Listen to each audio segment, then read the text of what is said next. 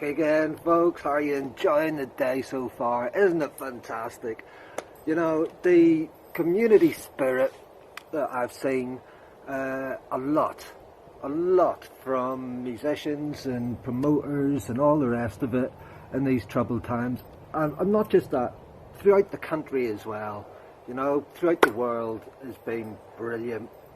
That's what we need after this is all over. Keep that community spirit going. People know what I mean. Right, what we got next for you? We have got another interview coming up right now. This time it's with Mr. Matt Shutt from Valous. He played for us in 2016. He'll be telling us some interesting things about being in the band, and we'll also be taking part in the Battle of the Bands quiz. Hold on. Right, after that we've got, what we got? My notes are blown away. Hold on, you can't expect me to remember everything. We've got Black Tree Vultures, a rock and metal band from the south coast of England. They'll be giving us a live set from a gig that they recorded prior to lockdown. So, you know, don't worry if there's no proper social distancing going on there. It was all done beforehand, before we knew how serious things were, should I say. We've also got another band who can only be described as Breaking Bass stalwarts over the last few years. They've played for us the last 3 years, so this will be 4th year in a row. It's Van Galen. What can I say? Cracking band, big supporters. We love them, and they're going to do. What are they doing? They're doing an acoustic set. Are they? Oh, I can't remember now. They'll be doing something anyway. But in between Van Galen, before Van Galen and after Black Tree Vultures, we got a band that played for the first time last year.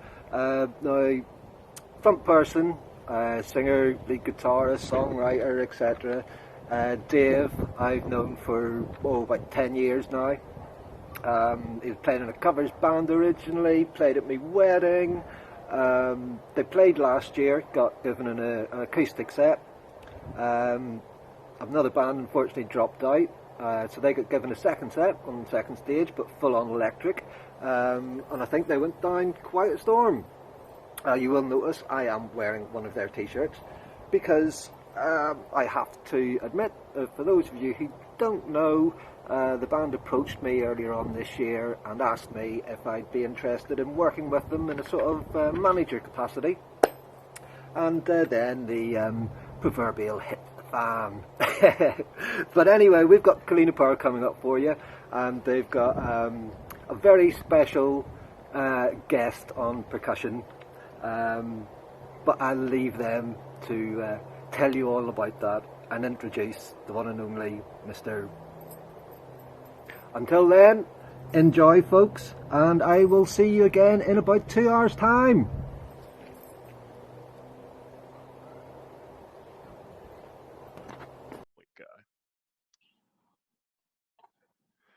Hello everyone, it's Mucker J here again. I'm still in the same t-shirt. This is my third one today. Not my t-shirt, third chat today on the on the video. And I'm joined by Matt from Valous. How are you, Matt? Good evening. I'm all good, mate. Are you? I'm good. Cheers. Excellent. Yeah, cheers to that. On the trooper, are we? Absolutely. Rude not. So we were just reminiscing. 2 years ago, you were here in Ibiza. 2 years ago, yeah. Beautiful. Such a memorable gig. Bits of it, yeah. Oh, and you could have been here this weekend, eh? Rather than being exactly, on the Zoom yeah, chat. yeah. But, you know, lockdown changes everything for us all. So we're going to have a quick chat. We're just going to have a catch-up, find out what's going on in the world of Valous, in the world of your head. And then we're going to see how you fare on the Battle of the Bands quiz. The Breaking Bands Battle of the Bands quiz. Quite a mouthful. Sounds good. So, yeah, before we go into the lockdown chat, tell us what was going on with the band before everything stopped. Well, to be honest, I think this whole thing is maybe not hitting us as hard as it is some other bands because, as you know, we took a little break. and we just come back, played HRH Metal in Birmingham Crushed in it. February. Thank you very much. And then, yeah, we actually had a few weeks gap and then we were going to start some more gigs, but obviously they've just been postponed, moved back. So yeah, it's not really hitting us all that hard. The frustrating thing is, like, the guys were getting together and trading ideas, and we were getting some really good stuff going for new material. And that's still happening online, obviously, like a lot of bands, but it's not quite the same. So hopefully lockdown will ease slightly and the guys will be able to get back together soon. Is it harder doing this whole online to practice? Are you actually doing any practicing music together, or are you just chatting about it? No, not us. I mean, Ben and Rig, guitarists, they'll be, trading riffs and stuff online. But no, the rest of us, no, we're not really doing anything, to be fair. Are you keeping your own vocals going? Are you practicing your own, keeping your vocal cords going? Are you doing it yourself? Yeah, no, it's important to get them warmed up. I mean, that's the other thing. Obviously, as all bands will tell you, you lose momentum particularly when you're not in rehearsing every week and stuff like that. So yeah, it's important to keep up the exercises and stuff for sure. Yeah. So is there anything inventive the band have come up with to do anything? Like you say, it was only your first gig back, so you hadn't really got that momentum going. But obviously, playing a nice full house, you would have liked to have gone on with a tour from there, I'm sure. Of course, yeah, for sure. No, not really. I mean, I say it's just kind of it's just knocked us back really, and we're just waiting now to see what's going on. I know it's the done thing at the moment. A lot of bands are trying to do online gigs, and it's working. I'm sure you'll agree, better for some than it is for others. Yeah. It's great for the guys that have a lot of acoustic tracks anyway. That's all brilliant. But for bands like us and heavier bands, not so much really. So we're quite trying to keep our toe out of that pool at the moment. I don't know. I mean, I chatted to a band earlier, and he said, the singer said, it gave me a chance to go and test some acoustics, try some of the metal tracks acoustically, and see if that can work. Because at the end of the day, one way to get into festivals is saying, "Hey, we do an acoustic set." It always gives you that little backdoor into festivals. So it's always something to look at. What's the plans coming out? Have you got albums and new singles getting ready? No, there's we're gearing towards a new EP, which would have been out at the end of this year, but obviously now we're going to be looking early next year. In all fairness, but yeah, that's all good. I mean, the tunes that were starting to come together, there's already 2 there, pretty much. So yeah, 4 tracks, new EP, early next year.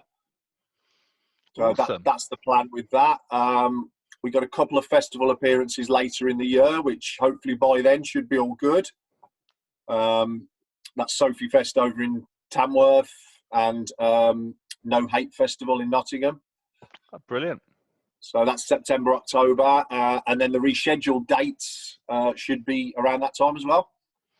So fingers crossed on that. You never know. It could go one way or another at the minute. I mean, festivals, we've got to pretty much say bigger festivals, they're out for the year, aren't they? Oh, really? bigger ones for sure. Yeah. I mean, it was tough for breaking bands to say we were going to do it, but we just knew that there was no chance it was going ahead. After that, you got recordings. You're going to wait till next year now. Festival slots. You got anything that you want to get onto next year that you're thinking, ooh, can we get in there? Do you know what? Again, having been away for a little while, we're happy to take whatever comes along for next year. That's always a bit of a difficult one because by the time the new EP comes out, say it's March, a lot of the festivals are already filled booked, up, aren't they? Yeah. So, the thing is, the other problem is most of the festivals for next year are fully booked anyway because they're this year's bands moving over. So it's going to be really tough to get into anything next year, I think. It is, and I think we've had that chat. We're conscious of that. So as regards next year, it's all about getting the new music out. Obviously, we'll be touring that anyway, getting out to venues on our own. But any festivals we can still get on for next year, then all well and good, yeah. Yeah. So you're sort of reinventing the band again, really. You are starting from almost scratch and having to redo things. In some respects, yeah. I mean, it's a testament to the fans, like playing HRH Metal, that it was a pretty packed house, a lot of familiar faces coming back. I mean, a year is a long time to take away from the scene with no gigs and no material. We're conscious of that. But we did sort of come back and albeit a new drummer, but pick it up straight from where we left it, really. So, we know where we're at, and we're quite happy with things as it stands. Well, finally on this bit, just to talk about that gig in February, obviously a year out, to play a home gig, headline, 800 capacity room, not a bad way to make your re-entry into the music scene. How did that all feel for you? Because I didn't even get a chance to chat to you that night. I was trying to get hold of you, but it was so hard. Yeah, you had a lot going on. I think you were running around all over the place. But it was absolutely brilliant. Absolutely. We couldn't have asked for more, to be honest with you. I mean, we were looking forward to it for months on the build-up. Obviously, in and out of rehearsals every week, just getting it together. And it just felt so good to be back out there. And hats off to the sound guys, because the sound in that room was amazing. It was, yeah. I think that the second stage at Birmingham O2 is better than stage one in places, because there's weak spots in stage one, but stage two is a long room and it's got a perfect sound. The walls are well insulated, the ceiling's well insulated. You can see that room has been built as a concert room. Absolutely, yeah. So we were, when it came up, it was that room. We were kind of really happy that we were there and not in one of the other rooms, to be honest. Yeah. But yeah, it was brilliant. So we couldn't have asked for more, really, to be honest. No, so it was a nice way to mark 2020. It's just a shame that it halted immediately 4 weeks later. That's it. Sorry, guys. You can go on a 1 year hiatus again now. Go on. Yeah, I mean that's the thing. It's like I feel really sorry for the guys that maybe quit their jobs mid to end of last year because their band was moving up, and they had a packed diary, and all of a sudden they've got nothing and also no income. Yeah, I mean that's got to be the worst position to be in, really. Yeah, I can relate to that one quite well. Yeah, wasn't going to say anything, but the bar will open next year. Well, and I'll be there. I'm sure you will.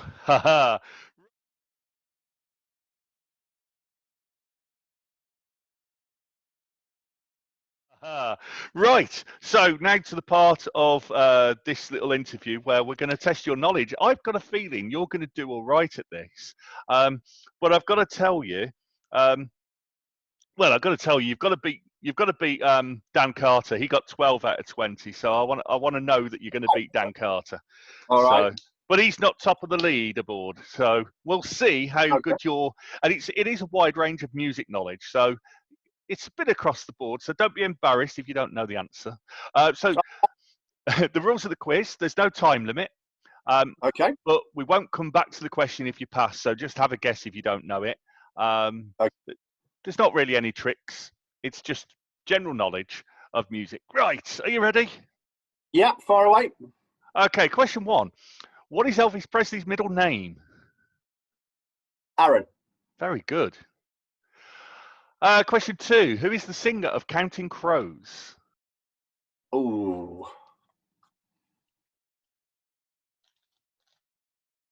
No, going to have to pass that one. I haven't had anybody who's got that one right so far. Adam Duritz. Yeah, wouldn't have got that, to be fair. No. Who is the Queen of Soul? Aretha Franklin. Yes, of course. What is the lowest male vocal range?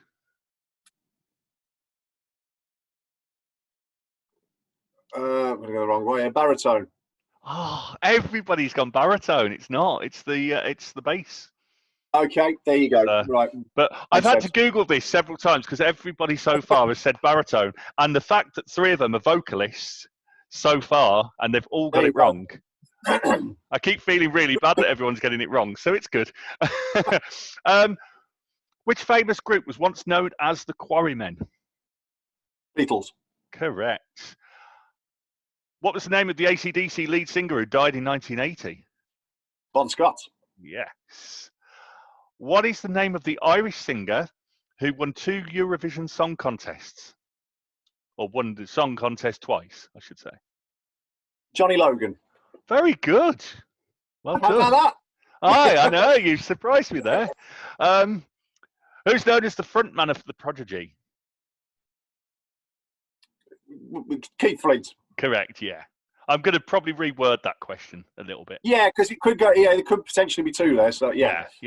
But everybody said Keith Flint, so I think everybody understands. Who's the drummer of Metallica? Lars Ulrich. Yes. Got to put a couple of easy ones in to make you feel better. Yeah, of course. Okay, this next one, if you can't get the answer right, you can do the dance and get the point.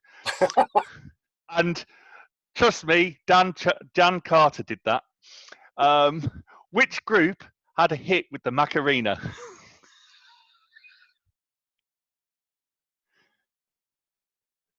You're doing the dance first, aren't you?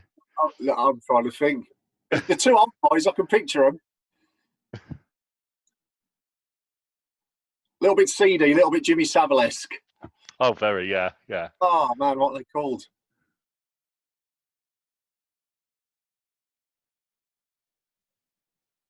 No, I can't. It's gone, completely gone. But you can have that. Oh, you've got to do a bit more than that for the point. Come on, keep going. I can't remember the rest of it. Oh no! I'm going to give you the point for the absolute awesome embarrassment, and at least you had a go. Right. It was Los Del Rio. Yeah, there you go. I knew it was Lost something. That's what I'm trying to think. Yeah. Yeah. To be fair, no metalhead has got it so far. Who won the most Grammy Awards in the 80s? Oh, that's a great question. It is. Because it's a real toss-up of 2, isn't it? We don't get a male or female clue with that, no? No, it's a toss-up. You've got to go heads or tails, haven't you? Yeah, definitely. So we'll go Michael Jackson. Correct. And I'm going to say the same to you. I bet your other one was Madonna. It was, yeah. I went Madonna when I tested myself on this quiz. I went Madonna. Yeah, it's one way or the other, isn't it? Yeah. Okay, question 12. Which British pop group had a hit called Angel Eyes in the 70s?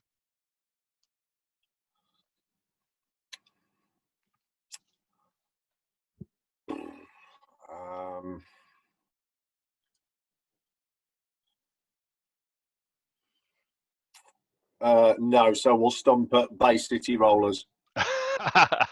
It was Roxy Music. Okay. Yeah. But obviously you're a Bay City Rollers fan. We can find out so much about you. Which pop singer married Debbie Rowe? Oh. Any era with that? I can't give anything. I'm sorry. Because I didn't really want to put the question in. I thought I'd took this question out.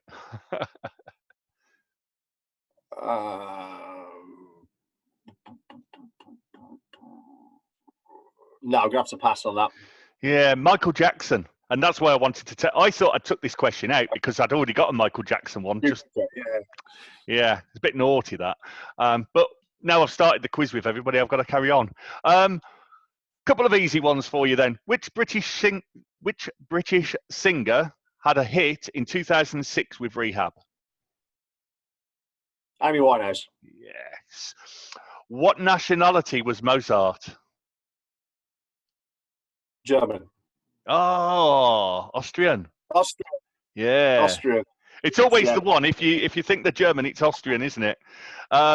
Which country was Celine Dion born? Canada. Correct. I'm glad you know your Celine Dion. I do. I can see your collection behind you. Yeah. How many strings does a violin have?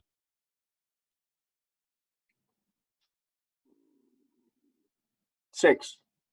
4. Okay. Okay. In which city was John Lennon killed? New York. Correct. No thinking about that one. Question 19.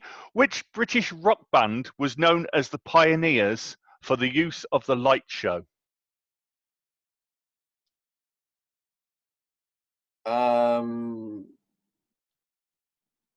Yes. Oh, that's your answer. That's the answer. No, that's not the correct answer. It was Pink Floyd. Ah, okay. I just thought you were answering yes. I thought that's a bit random. And then I remembered there's a band called Yes. I was thinking Rick Wakeman, but okay.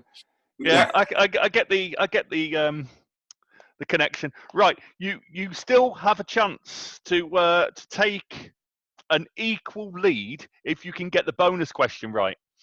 Okay. And again, I asked this same, but the bonus question is loosely around the band that I'm interviewing. And the question I'm going to ask you is, I asked Dan as well, because it was a Left for Red and Valous question. So this will test your knowledge against him as well. Okay, so the bonus question is, and it's two-part question, 2 points for each part that you get right. In 2013, you performed on stage with Left for Red at Beardfest, an incredible, energetic cover of Pantera's Walk. Yes, I remember it well. Can you name the year that Pantera released the song, and what album did it first appear? Okay, so that was from A Vulgar Display of Power.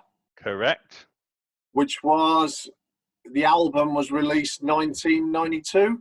Oh, perfect. Bang on. You have just equaled the lead. Marvellous. Marvellous. Dan only got half of that question right. He couldn't get the year. Excellent. There you go. I was trying to think if it was at the end of the year before, but no, I was pretty sure of 92 there. He got confused with the Avenged Sevenfold cover version in 2003, okay. So that tricked him, that did. Okay, we have a tiebreaker question, which we have to ask every band. And obviously, there is a tie for the lead right now. So you're not going to know the answer, or if you do, it's miraculous. So it's a complete guess. So the tiebreaker question is, in dollars and to the nearest million, or to the whole million, how much money was raised during the Live Aid concert at Wembley in 1985? Just the Wembley one, not just both the of Wembley. Them. Just Wembley. Because obviously that makes a difference. Yeah, and in dollars, yeah? And in dollars, yeah, just to confuse things.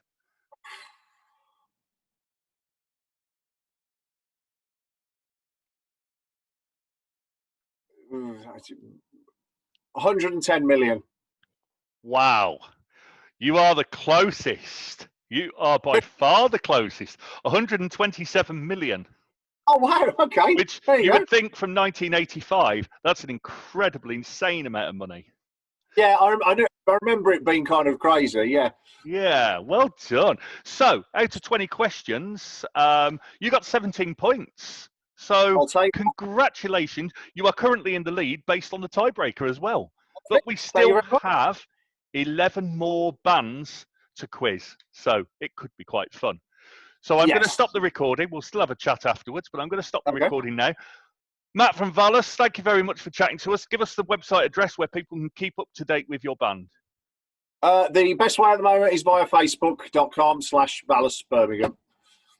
Brilliant. Yeah. Thanks for supporting Breaking Bands Festival. Thank you for taking the time out to chat to us during the virtual festival. Cheers. Thanks for that. Cheers. See you soon.